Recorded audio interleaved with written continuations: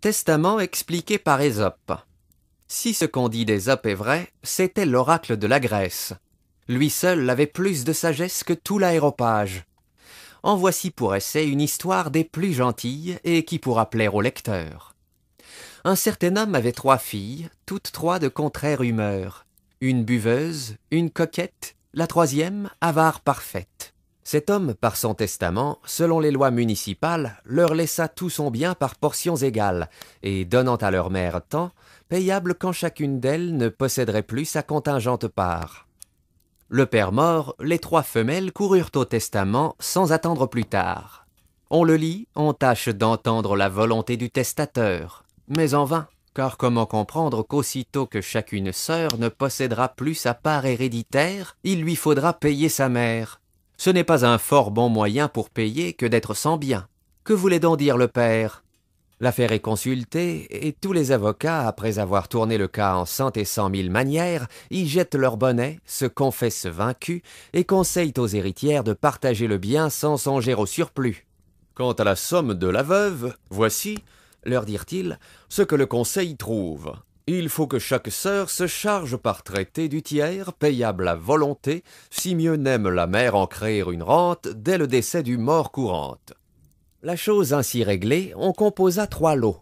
En l'un, les maisons de bouteilles, les buffets dressés sous la treille, la vaisselle d'argent, les cuvettes, les brocs, les magasins de malvoisie, les esclaves de bouche, et pour dire en 2 mots, l'attirail de la goinfrerie.